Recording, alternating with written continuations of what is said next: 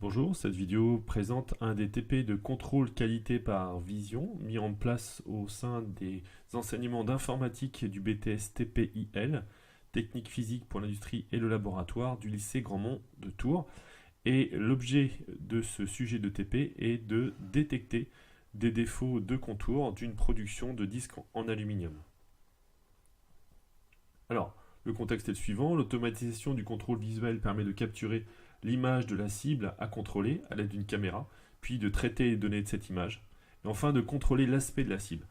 Vous êtes sollicité ici pour mettre en œuvre un banc de mesure automatisé permettant de détecter les défauts de contour d'une production de disques en aluminium afin d'établir un rapport de mesure. Vous disposez pour cela de 5 disques en aluminium dont certains présentent des défauts à détecter, une webcam et évidemment un ordinateur avec le logiciel LabVIEW installé. Le premier document mis à votre disposition est un rapport de mesure similaire à celui que l'on pourrait rencontrer dans un labo de contrôle qualité où vous préciserez votre nom, la date, vous le signerez. Sera précisée la résolution de la mesure en micromètres, la tolérance acceptée, le type de mesure, donc ici ça va être le contour externe, et puis en fonction de chacun des échantillons, vous définirez s'il est conforme ou pas et vous formulerez d'éventuelles remarques. Vous disposez également d'un deuxième document sur lequel vous sera précisé les fonctions utiles pour réaliser le banc de mesure demandé, à savoir le premier, c'est le VI IMAC Cast Image qui va permettre de convertir une image en codage échelle de grille 8 bits. Un deuxième VI vous sera utile, c'est IMAC Convert Annulus to ROI VI. ROI signifie Region of Interest et c'est celle qui va permettre de définir les rayons internes et externes permettant la recherche du contour idéal. Enfin, un troisième document explique le diagramme d'un programme similaire à celui qui nous intéresse, un programme fourni par National Instruments qui a pour nom Contour Defect Inspection. Donc très rapidement, pour le décrire, ici vous avez la définition de la région d'intérêt, Region of Interest, donc qui est de type annulaire, et c'est bien ce qui nous intéresse ici puisque nous avons des disques en aluminium. Ici, l'acquisition de l'image se fait pour ce programme depuis un répertoire. En ce qui nous concerne, nous, ça sera depuis une webcam.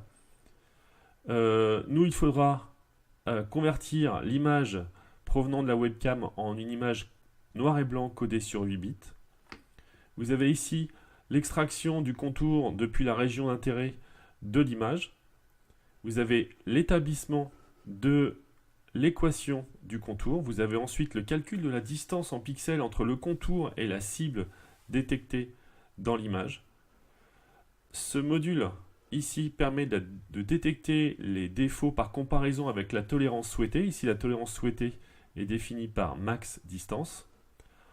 Enfin, ce VI permet de tracer le contour et celui-ci permet de surligner les zones où le contour est supérieur à la distance maximale, permettant de mettre en évidence les défauts de la pièce.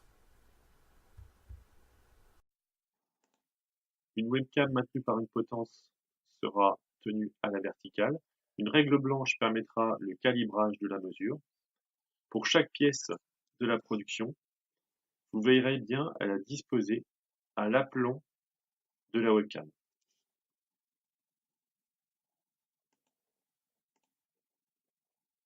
À partir des fichiers fournis par National Instruments, la face avant présentera un calibrage de la mesure lié à la résolution de l'image, l'affichage de l'image prise par la webcam, le délai entre deux acquisitions d'images, la tolérance de la mesure en micromètres qui définit le seuil de validation de la pièce, ici 500 micromètres.